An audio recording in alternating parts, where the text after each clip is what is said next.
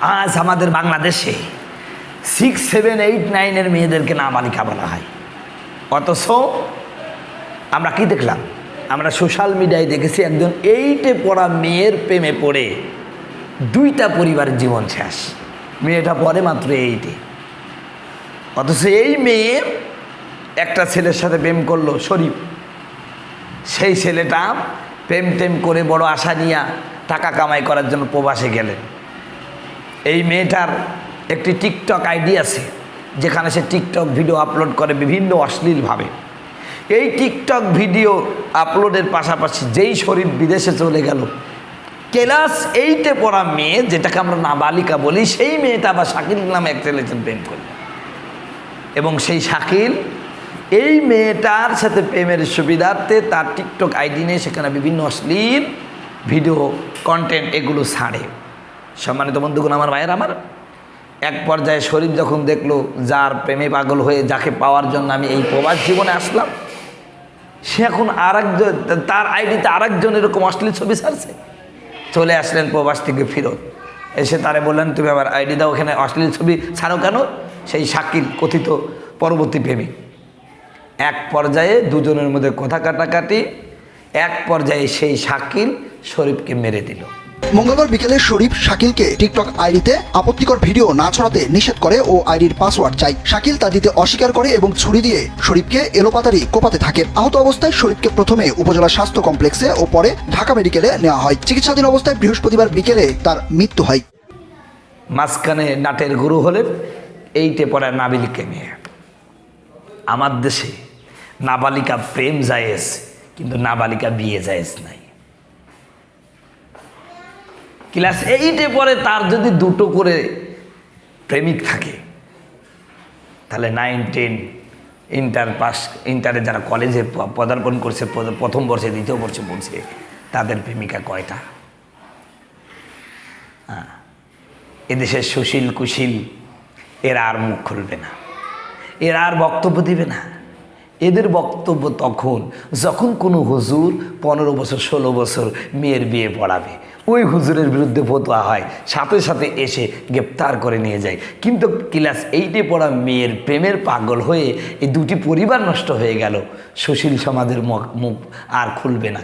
আসলে এরা চায় মূলত 18 বছর যদি একটা মেয়ে থাকতে পারে বিয়ে ছাড়া, তখন সে আসলে পেটে যখন ক্ষুধা লাগে, তখন হালাল খাবার যদি না থাকে, তখন হারাম খাবারই বাধ্য হয়ে খেয়ে ফেলে।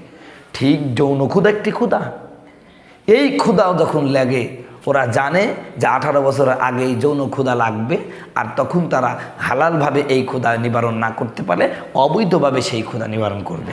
সুতরাং মুসলমানের ছেলে মেয়ে যখন জেনায় লিপ্ত হবে, ওই মুসলমান কখনো অমুসলিমদের বিরুদ্ধে জিহাদের ময়দানে আসবে না।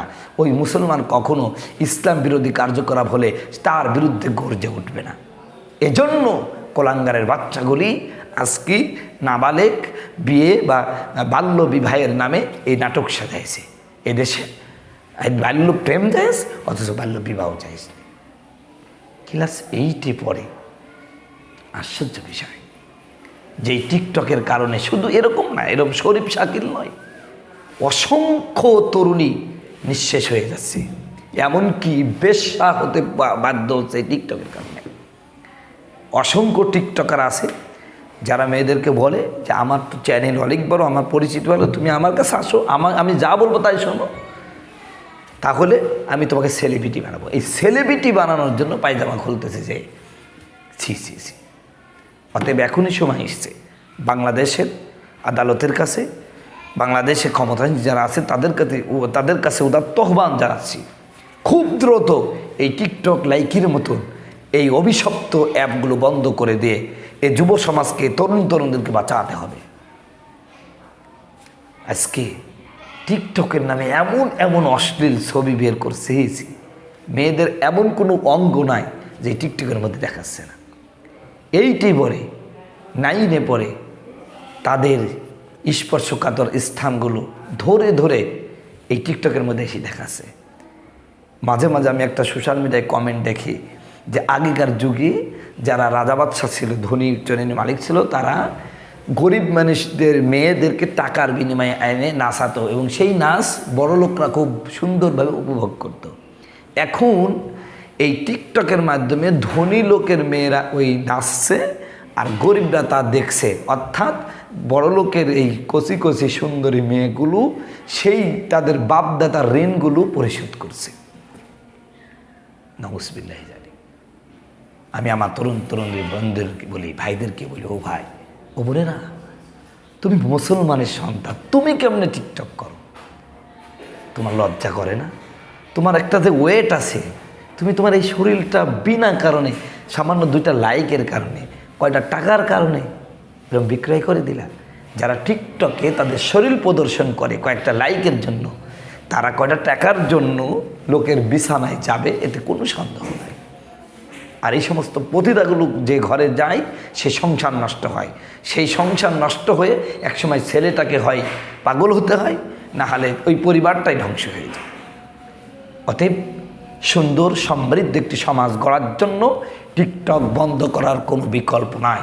আল্লাহ রাব্বুল আলামিন এই সমস্ত অভিশপ্ত থেকে আমাদের ছেলে মেয়েদেরকে হেফাজত করুক। বিশেষ করে অভিভাবক মণ্ডলী যারা আছে তাদেরকে বলছি, আপনি আপনার ছেলে মেয়ের হাতে যে স্মার্টফোন তুলে দিচ্ছেন, আপনি মাঝে মাঝে চেক করুন আপনার ছেলে মেয়ে এই সমস্ত টিকটকের মতন মাদকের মধ্যে ছড়িয়ে পড়ছে নাকি। মনে রাখবেন, আপনি নামাজ পড়েন, তাহাজ্জুদ পড়েন, তারপর আপনার মেয়েটা টিকটকের মধ্যে শরীর প্রদর্শন করে যুবকদেরকে আনন্দ দিচ্ছে, তাদের লাইক এগুলো নিচ্ছে। আপনি তাহাজ্জুদ পড়ে জান্নাত যেতে পারবেন না, কারণ আপনার মেয়ে হচ্ছে বেপর্দায় চলতেছে, আপনি কিছু বলছেন না, আপনি দায়ুস, আর দায়ুস হলে আয়াত খুলছেন না, দায়ুস আল্লাহর জান্নাতে যাবে না। এত সস্তা জান্নাত মনে করছেন? সাবধান হন। সন্তান জন্ম দিলেই বাবা হওয়া যায় না। গরু ছাগল সন্তান জন্ম দেয়, ওরাও বাপ মা, কিন্তু আপনি মানুষ।